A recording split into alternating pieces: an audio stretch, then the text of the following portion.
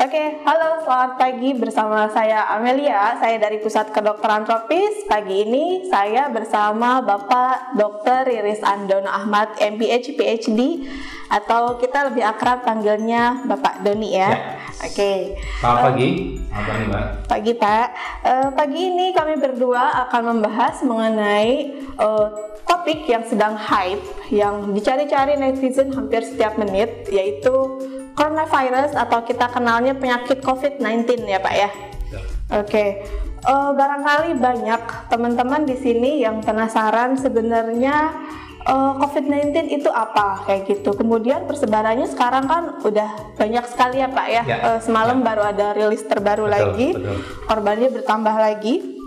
Oke, sebelumnya Bapak Dr. Riris Andono Ahmad sendiri atau Pak Doni ini merupakan pakar epidemiologi dari Pusat Kedokteran Tropis, Fakultas Kedokteran, Kesehatan Masyarakat, dan Keperawatan Universitas Gadjah Mada. Kita pagi ini akan membahas mengenai topik yang lebih spesifik ya, mengenai sebenarnya aman nggak sih Pak kita bersosialisasi di tengah wabah seperti ini? Aman dengan catatan. Dengan catatan. Jadi kembali saya ingatkan, saya rasa sudah banyak yang mengatakan bahwa virus ini menular secara droplet. Artinya ketika kita ngomong, ketika kita bersin, ketika kita batuk, kita akan mengeluarkan sedikit atau sedikit banyak cairan udara yang bisa kemudian terbang sampai sekitar 2 meteran. Nah, kalau kita berada dalam jarak radius seperti itu, maka kita akan punya resiko tertular. Cara lain kita tertular adalah dengan ketika dropletnya itu jatuh ke permukaan, entah itu permukaan meja atau kemudian permukaan benda-benda yang lain. Dan setelah itu kita menyentuh benda tersebut. Dan tangan kita kan setiap menit seringkali menyentuh muka. Entah hidung, entah mulut, atau entah mata. Nah, itu yang akan menyebabkan penularan. Jadi, bersosialisasi tetap boleh, tetapi memang ada tips-tips tertentu agar sosialisasi kita menjadi lebih aman dan tidak beresiko. Sebelum masuk lebih dalam, saya boleh nanya dulu ya. Tadi Bapak bilang penyebarannya melalui droplet dari cairan tubuh, terus menyentuh benda-benda tertentu ya Pak ya. Betul. Baru-baru ini saya baru nonton satu podcast sih mengenai katanya virus corona ini bisa menyebar melalui udara atau kita tahu airborne itu Pak. Apakah betul? Jadi beda droplet dengan airborne itu terletak pada partikel Kalau droplet itu lebih besar, airborne itu karena partikelnya lebih kecil, jadi dia bisa tetap mengambang di udara. Dari artikel yang ada, memang ada penularan airborne, tapi sangat terbatas, terutama di lingkungan rumah sakit, di mana beberapa tindakan itu bisa menyebabkan aerosolisasi, Jadi kalau droplet itu kan percikannya masih kadang kelihatan, aerosol itu sangat kecil seperti kalau kita nyemprot aerosol itu, nah itu bisa mengambang. Tapi ada beberapa tindakan di rumah sakit yang menyebabkan timbulnya aerosolisasi. Oleh karena itu maka ada risiko transmisi airborne yang spesifik ada di rumah sakit. Oh baik, berarti sebenarnya bisa saja menyebar melalui udara tapi hanya di tempat terbatas yang misalnya seperti rumah sakit ya Pak ya? Sampai sekarang bukti menunjukkan seperti itu. Buktinya berarti sudah ada valid ya Pak ya itu. Berarti kalau misalnya kita bersosialisasi seperti misalnya kayak di ruangan kantor kayak gitu, atau misalnya kita ketemu tetangga di depan gang, itu masih aman Pak?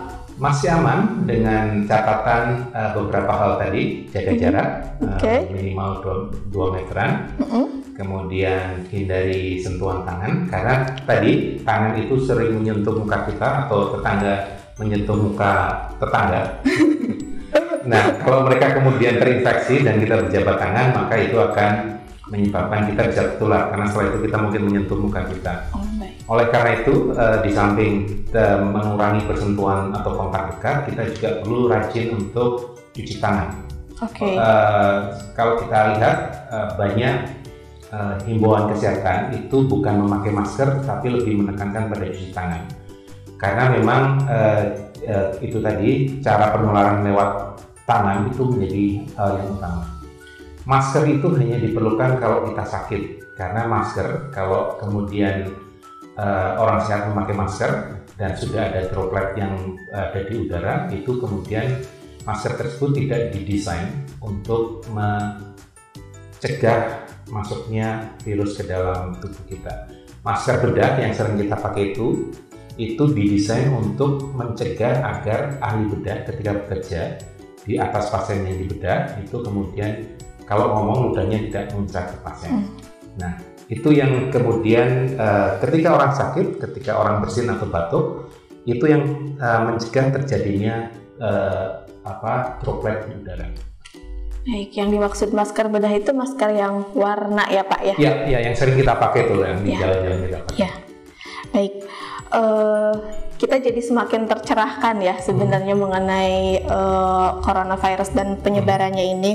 Cuma gini, sebagai makhluk sosial itu kan kita senang banget ya Pak ngumpul-ngumpul, nongkrong-nongkrong kayak gitu. Tadi kan Bapak bilang yang penting kita menjaga jarak kayak gitu. Terus selain itu kita rajin cuci tangan, kalau misalnya kita nggak sehat pakai masker kayak gitu. Kemudian ternyata nih kita pernah berinteraksi sama orang yang wah ternyata beliau positif corona kayak gitu. Yang harus kita lakukan apa Pak? Pertama, nanti ada yang namanya orang dalam pemantauan dan ada orang istilah pasien dalam pengawasan. Jadi satu dulu bahwa kalau kita kontak dengan orang yang kemudian terkonfirmasi terkena COVID-19, berarti kita berisiko tertular. Bisa saja kita tertular, bisa juga tidak, tergantung kontaknya seperti apa. Kan kita sulit untuk bisa mengingat-ingat kontak terakhir kita dengan orang tersebut seberapa dekat. Nah, cara yang pasti adalah pertama kemudian kita harus melihat apakah kita punya gejala. Kalau kita punya gejala, gejalanya terutama demam, kemudian demam 38 derajat, kemudian kalau kita seperti flu itu kita lungkrah itu bahasa Indonesia apa? Lemas gitu. Iya, rasanya tuh letih sekali. Kemudian juga ada batuk kering. Itu Anda harus kemudian menuju ke fasilitas kesehatan untuk bisa mendapatkan screening terhadap COVID-19.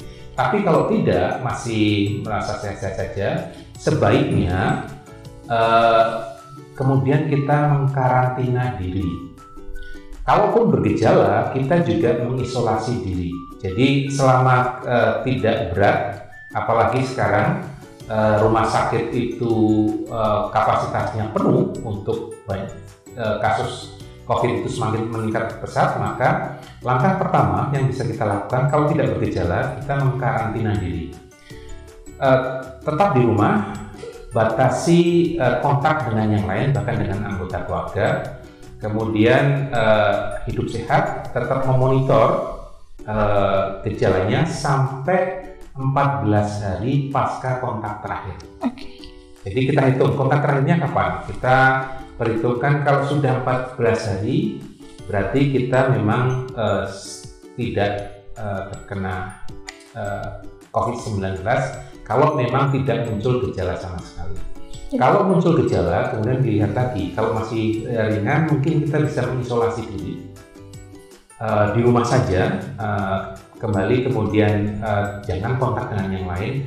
Makan dipisah, alat makan dipisah dengan keluarga, dan kemudian kita selalu melihat kondisi tubuh. Kalau semakin memberat, misalnya ada sesak napas, langsung hubungi ke telepon 119.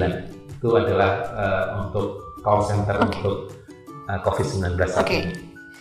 Baik, berarti sebenarnya meskipun kita pernah berkontak atau misalnya bertemu atau berkontak fisik bahkan ya dengan orang yang ternyata beliau dinyatakan positif corona kayak gitu, belum tentu kita akan tiba-tiba langsung otomatis positif juga ya Pak ya? Belum tentu, karena tidak semua kontak itu adalah menyebabkan terjadinya penularan. Cuman masalahnya kan kita tidak tahu virus kan tidak kelihatan. Bisa jadi kita jabatan tangan, tapi habis waktu itu penderita baru saja selesai menggunakan hand sanitizer. Itu kan nggak apa-apa. Tapi kalau kemudian si penderita itu habis nutup hidung sama mulut, kemudian salaman sama kita, nah itu kan ketularannya kemungkinannya sangat besar. Gitu. Berarti meskipun misalnya ternyata kita tahu, kita sadar bahwa pernah ketemu, nggak otomatis, wah saya ODP, nggak bisa ya kita berarti harus kayak gitu. Tetap akan masuk kategori ODP karena kita harus melihat apakah kemudian dia terkena infeksi atau tidak. Jadi dia disebut sebagai orang dalam pemantauan. Misalnya nih kita punya teman yang ODP, terus kita adalah orang yang suka berinteraksi dengan ODP tersebut. Ada nggak sih Pak istilahnya ODP-nya ODP gitu Pak? Bisa jadi karena ini transmisi COVID itu kan bisa bahkan sebelum ada gejala. Jadi sudah dilaporkan kasus-kasus yang sebelum bergejala pun dia sudah bisa menularkan. Nah ini saya rasa yang kemudian menimbulkan kekhawatiran karena bisa terjadi transmisi atau penularan yang namanya silent atau diam-diam di populasi. Nah itu yang kita coba hindari. Berarti sebenarnya kuncinya itu balik lagi ke diri sendiri ya Pak, self monitor kayak gitu. Kalau misalnya tidak bergejala pun kita lebih baik mengarantina diri. Betul. Gitu. Jadi dengan kita mengkarantina atau mengisolasi diri itu sebenarnya kita membantu melindungi tidak hanya orang lain tapi keluarga terdekat kita. Jadi jangan anggap karantina atau isolasi itu sebagai sebuah siksaan atau hukuman, tetapi bahwa sebuah kesadaran sosial atau semacam solidaritas sosial agar kita bisa menjaga orang-orang terdekat kita maupun kemudian lingkungan sekitar kita bisa terhindar dari penularan tersebut. Kalau seandainya kemudian kita tidak terkena sakit itu, ya alhamdulillah. Tapi ketika kita ternyata tertular, kita kemudian sudah bisa mencegah penularan itu lebih lanjut. Itu ya Pak ya, berarti mindset yang kita memang harus solider kepada orang yang lain ya. Gitu. Meskipun kita misalnya amit-amit ya Pak, ternyata positif kayak gitu, tapi minimal lingkungannya sudah semakin kecil ya. Betul, apalagi kalau kita punya keluarga yang usia lanjut. Karena COVID ini akan berbahaya bagi mereka yang usianya lanjut, usia 50, 60, 70, 80. Angka kematian tertinggi itu di usia 70, 80, kemudian setelah itu 60. Dan mereka yang sudah punya penyakit penyerta sebelumnya, seperti diabetes atau hipertensi. Jadi kalau misalnya di keluarga kita ada anggota keluarga kita yang sudah usia lanjut atau punya gangguan kesehatan yang lain, dengan kita mengisolasi diri, dengan kita mengkarantina diri, itu akan membantu mereka terlindungi dari penularan. Baik, berarti lansia sangat beresiko ya Pak ya? Betul, apalagi kalau kita lihat sekitarnya di Jogja itu adalah kota lansia. Penduduk aslinya banyak kan lansia ya Pak ya? Baik, tadi kita membicarakan mengenai ODP atau orang dalam pengawasan ya Pak ya. Kita mengkarantina pemantauan, orang dalam pemantauan. Kita berarti mengkarantina diri selama 14 hari. Kalau tidak ada gejala ya berarti mudah-mudahan aman. Tapi kalau misalnya ada salah satu gejala dari demam tadi 38, demam, kemudian letih, kemudian ada batuk kering. Kalau seandainya masih ringan, dengan mengingat kapasitas rumah sakit saat ini yang memang diperlukan untuk menangani kasus-kasus yang serius, maka kita sangat menyarankan untuk isolasi diri dulu. Kemudian kalau memang ada gejala sesak napas misalnya, itu bisa ke layanan kesehatan. Baik, berarti kita kalau misalnya tidak ada gejala sampai sesak nafas, berarti isolasi diri sendiri dulu aja ya? Iya, meskipun kemudian akan lebih baik juga kita juga melakukan screening ke fasilitas kesehatan terdekat. Minimal dokter akan bisa menentukan apakah dia perlu dites atau tidak. Baik, Berarti kalau misalnya orang dalam pemantauan sudah dites, ada lagi nih istilahnya pasien dalam pemantauan. Itu berarti apakah pasien yang suspek atau memang pasien yang sudah dinyatakan positif, Pak? Pasien dalam pemantauan itu berarti dia memang yang kontak erat, ada gejala, kemudian sebelum dia dikonfirmasi positif sebagai COVID-19, dia akan menjadi pasien dalam pemantauan. Baik, berarti masih suspek pun sudah istilahnya pasien dalam pemantauan ya. Kalau pasien dalam pemantauan sendiri ini apakah isolasinya full di rumah sakit atau bagaimana, Pak? Tergantung, ini kembali pada kapasitas layanan kesehatan yang ada. Pada awal-awal outbreak biasanya, ketika kasusnya masih sangat sedikit, itu maka diutamakan agar mereka yang punya gejala itu diisolasi di rumah sakit, agar memotong rantai penularan. Yeah. Tapi begitu penularannya sudah banyak di populasi, kalau semua yang ringan-ringan masuk rumah sakit, itu juga akan membebani rumah sakitnya. Rumah sakitnya mungkin akan lumpuh. Iya, betul. Ya, sehingga kemudian ada upaya untuk melakukan prioritasi yang memang membutuhkan pengobatan di rumah sakit yang didahulukan. Yang masih mild itu kemudian sebaiknya mengisolasi diri di rumah. Nah, dalam masa isolasi ini sebenarnya boleh nggak sih kayak kita berinteraksi tapi secara terbatas, atau benar-benar kita kayak mengurung diri di kamar gitu, Pak? Kalau kemudian berisolasi kita mengurung diri di kamar, kalau berinteraksi ya secara virtual, apalagi teknologi sekarang sudah sangat membantu kita. Kemudian hindari kontak seminim mungkin. Baik. Kalaupun misalnya kita perlu mandi, sebaiknya kamar mandinya terpisah. Kalaupun tidak terpisah, sebaiknya mandinya adalah yang terakhir setelah semua keluarga memakainya. Itu salah satu. Kemudian alat makan itu juga dipisah. Jangan dicampurkan dengan yang lain. Kemudian pakaian itu juga perlu dicuci tersendiri. Perlu didisinfektan dulu. Bisa dengan air panas, dengan air panas, atau mungkin dengan Baiklin. Tapi Baiklin itu mungkin bisa memudarkan warna ya. Tapi jadi dengan air panas itu mungkin akan lebih baik. Berarti semuanya dilakukan secara mandiri dan sendiri ya? Begitu. Kalaupun dibantu orang lain harusnya menggunakan alat pelindung diri. Baik. Kemudian Pak, tadi mengenai mengisolasi diri ya Pak ya. Kemudian sebenarnya kalau misalnya kita 14 hari tidak ada gejala, ya berarti bisa dinyatakan aman? Ya, kalau kemudian 14 hari pasca kontak terakhir tidak bergejala, itu kita bisa dinyatakan aman. Bisa dinyatakan aman ya Pak ya? Meskipun ada satu sedikit kasus yang ternyata masa inkubasinya lebih dari itu, tapi secara umum bisa dinyatakan. Karena kan akhir-akhir ini sebenarnya orang tuh jauh lebih takut sakit itu karena mereka ada paranoid sendiri gitu ya Pak ya, agak parno. Padahal sebenarnya ya kita tidak tahu gitu ya.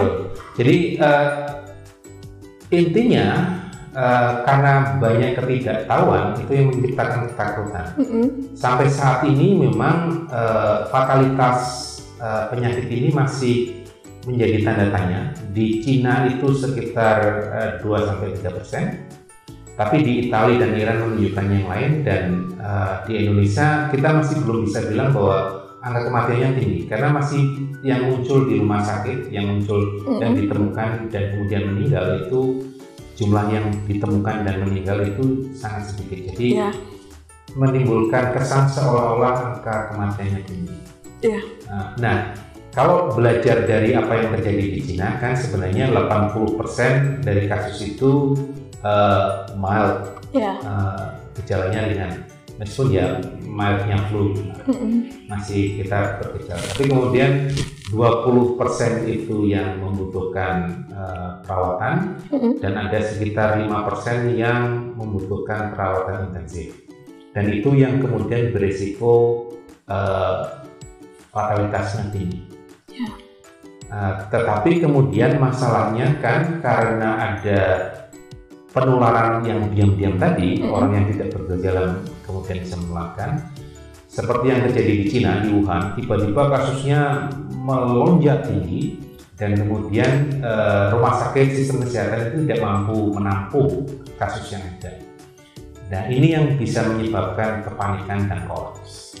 Gitu. Jadi sebenarnya kita nggak harus terlalu panik ya. Seharusnya tidak panik, tetapi juga tidak kemudian rileks. Ya. Kita harus waspada. Dan yang paling harus diwaspadai adalah perilaku kita. Perilaku untuk tadi melakukan pencegahan, cuci tangan, kemudian etiket batuk. Sekarang namanya batuk Dracula ya, ini. Terus kemudian atau kalau batuk atau bersin pakai tisu yang langsung dibuang. Kemudian sering melakukan desinfektasi alat-alat yang kita pakai. Apalagi kalau alat yang umum, dan memakai masker apabila punya gejala. Ya, baik, lengkap sekali dari Bapak. Satu lagi. Apa, Pak? Social distancing. Oke, seperti jarak. ini ya. Betul. Berarti minimal Betul. 1 meter seperti ini. Betul. Kita social distancing. Betul. Buat keamanan bersama ya, Pak. Betul, ya. Betul. Bukan berarti kita kayak lagi musuhan ya, Pak ya. Ya, betul. Baik, mengenai tadi lanjut ya Pak, ODP, PDP kayak gitu. Terus kemudian nggak dipungkiri sih sebenarnya orang-orang di Indonesia ini senang bersosialisasi. Misalnya ada layatan orang yang ternyata positif ya Pak. Boleh nggak sih kita tetap melayat ke orang yang ternyata positif?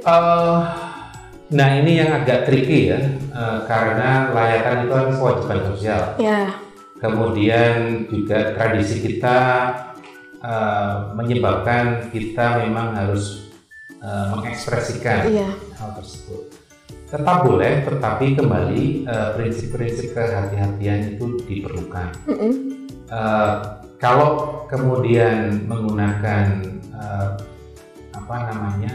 saran dari WHO misalnya, ada yang harus diperhatikan.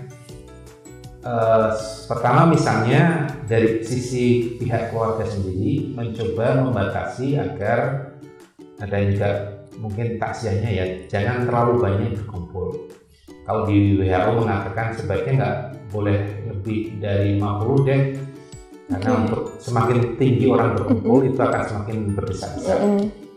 Yang kedua, tahan diri untuk tidak saling mengekspresikan secara kontak dekat, cipika-cipiki, kemudian salaman, apalagi berbagi air mata dan saling mengusap gitu. Pada situasi saat ini sebaiknya dihindari. Kemudian sebaiknya di tempat layatan itu disediakan juga hand sanitizer. Ada pesan agar mereka jangan lupa melakukan hand sanitizer, membersihkan tangannya ketika masuk dan setelah ketika akan keluar dari situ.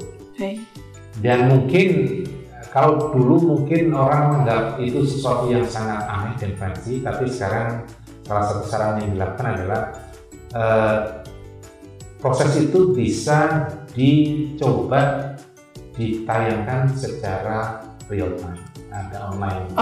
Baik. Jadi orang, terutama misalnya anggota keluarga yang menjadi PDP, yang harus isolasi atau yang lainnya, itu masih bisa mengikuti proses tersebut. Toh sekarang teknologinya sangat mudah.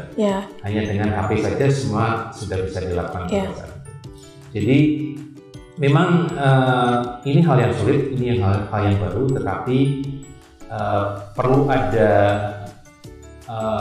adjustment dari perilaku kita terhadap kondisi yang seperti ini. Berarti sebenarnya kita masih boleh ya melakukan layatan kayak gitu. Yang penting interaksinya ya Pak ya yang kita batasi. Tetap jaga jarak, tetap kemudian kalau ketemu dengan keluarga yang di layar itu juga bisa mengekspresikan, tapi hindari kontak langsung. Dan seterusnya. Baik, berarti kalau misalnya dari keluarga almarhum yang dinyatakan positif juga, apakah harus ada treat tertentu? Sebenarnya isunya adalah kalau keluarga itu memakai masker itu relatif kemudian tidak infeksius. Tapi isu yang lebih mungkin penting adalah benda-benda yang terkontaminasi di sekitar situ. Oh iya. Jadi itu yang menjadi resiko yang tinggi, dan juga kita nggak tahu pelayan yang datang ke situ apakah juga terinfeksi atau tidak. Oh iya. Jadi di sini. Kalau tadi soal layatan ya Pak, yaitu jiwa sosial yang memang harus kita tetap jalankan gitu ya. Kalau misalnya kondangan Pak? Kondangan hal yang sama. Sama juga ya. Toh kemudian kondangan menjadi bukan sesuatu yang lebih urgent dibandingkan layatan. Sebisa mungkin kalau disarankan ditunda resepsinya.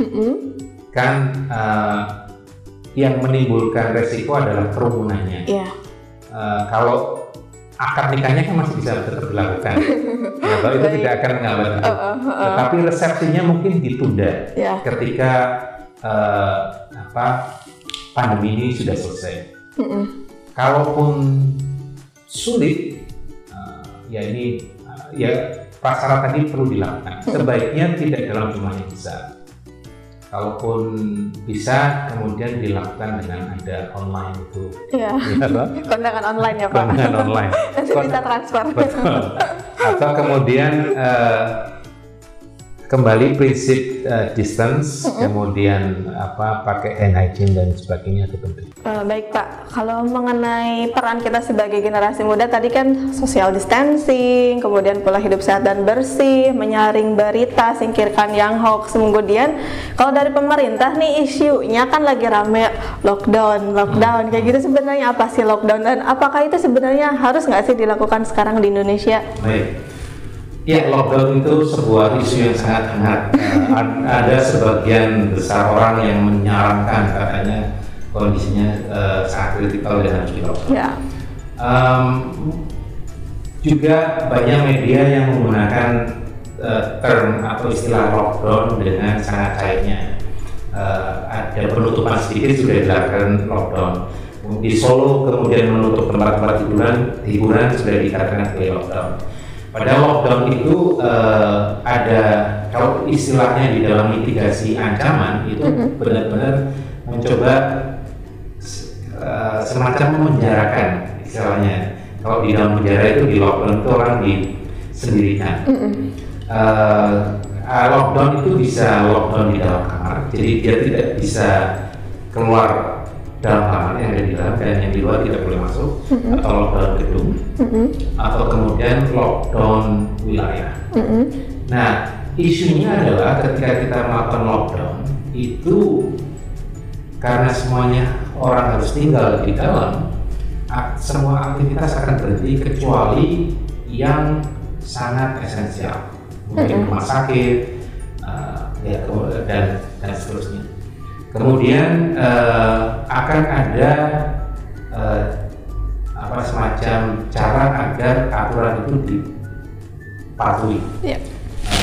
Polisi akan bisa ada di jalanan, tentara mungkin bisa dilibatkan, dan orang yang akan keluar dari jalan itu bisa ditangkap. Jadi semua kegiatan ekonomi itu akan kemudian dihentikan. Itu kalau lockdown. Nah, apakah lockdown kemudian terbukti menghentikan outbreak? Saya bisa tidak. Di Wuhan itu membantu, tapi kemudian kita juga bukan Wuhan. Pengalaman yang lain itu adalah ketika outbreak Ebola di Afrika Barat, di Sierra Leone dan sebagainya. Ketika di lockdown, orang justru akan mencari cara sembunyi-sembunyi keluar dari daerah. Misalnya kita melockdown sebuah kota, saya rasa agar itu efektif, semua jalan keluar dan masuk dari kota tersebut harus kita stop kan? Ya. Saya tidak tahu di Jawa yang jalan keluar dari kota tersebut hanya satu atau dua itu berapa banyak. Banyak jalan tikus. Ya. Dan untuk bisa memastikan orang tidak keluar dari situ atau masuk ke situ sangat sulit. Kemudian isu yang lain, ekonomi terhenti. Sementara banyak orang yang ekonominya bergantung dari pendapatan harian. Itu tentu akan mereka tidak punya kemampuan seperti orang yang kaya yang bisa menyediakan stok dan seterusnya. Itu juga akan siapa yang itu. Kemudian isu tentang untuk memastikan itu terjaga, untuk ada operasi entah oleh aparat keamanan, itu juga membutuhkan biaya. Jadi sebenarnya biaya-biaya tersebut bisa dialokasikan ke yang lebih prioritas, yaitu sistem kesehatan. Nah, itu salah satu caranya. Dan apakah ada model tanpa lockdown bisa berhasil? Ada. Contoh di Korea Selatan, contoh di Taiwan, itu membuktikan bahwa mereka tidak melakukan lockdown, tetapi kemudian mereka itu tadi benar-benar meminta masyarakat itu melakukan social distancing, melakukan penemuan kasus secara ekstensif menggunakan big data. Jadi pergerakan masyarakat itu dicoba dipetakan, kemudian setiap pergerakan itu apabila ada terlihat kontak dengan mereka yang sakit, kemudian bisa di tracing sehingga mereka bisa segera didiagnosis. Nah, itu bisa membantu mengendalikan outbreak yang ada baik di Korea Selatan ataupun di Taiwan. Berarti lockdown itu sebenarnya tidak satu-satunya cara ya untuk mengurangi wabah ini, kayak gitu. Jadi menurut Bapak sendiri, lockdown itu di Indonesia masih belum perlu? Bukan masalah perlu atau tidak, tetapi kalau kita lihat dengan konteks Indonesia yang sangat terbuka ini, jangankan di lockdown kemarin di Jakarta, begitu wisata ditutup, mereka pindah ke puncak, ya kan? Jadi hal-hal seperti itu juga akan mempengaruhi bagaimana efektivitasnya lockdown. Berarti hal yang benar-benar bisa kita lakukan sendiri adalah social distancing dan self monitoring tersebut ya Pak ya. Ini satu lagi ya Pak ya, terakhir gitu. Tadi kita dari tadi ngomongin jiwa sosial, terus nah sebagai generasi penerus bangsa nih Pak, yang kita memang jiwa sosialnya masih tinggi. Sebenarnya hal apa sih yang bisa kita lakukan? Kita bisa berkontribusi positif apa dalam penanganan wabah ini? Satu, kita harus tidak ikut menyebarkan kepanikan. Tidak dengan mudah menyebarkan berita tidak jelas di media sosial. Yang kedua, kita berperan aktif untuk melakukan social distancing. Itu sudah sangat membantu sekali. Kemudian yang ketiga, itu sekarang ada beberapa inisiatif crowd inisiatif yang mungkin kalau punya skill tertentu yang bisa kemudian diikuti. Saya rasa itu akan sangat membantu sekali, tetapi hanya dengan melakukan itu tadi, tidak men-share berita-berita yang menimbulkan kepanikan, kemudian social distancing, mengurangi bepergian, interaksi, itu sudah sangat membantu sekali. Baik, berarti kita sebagai generasi muda bisa berkontribusi dari hal sekecil apapun ya Pak ya, dimulai dari mungkin campaign social distancing, kemudian kita gimana sih menyaring berita yang hoax, kita singkirkan ya Pak ya, kayak gitu. Baik, terima kasih banyak Pak Doni atas informasinya, sangat tercerahkan ya mengenai penyebarannya, bahwa ternyata bisa disebarkan melalui udara tapi di area terbatas tertentu, kemudian mengenai interaksi social distancing itu penting, kemudian pola hidup sehat dan bersih ya Pak ya. Terima kasih Pak, selamat pagi.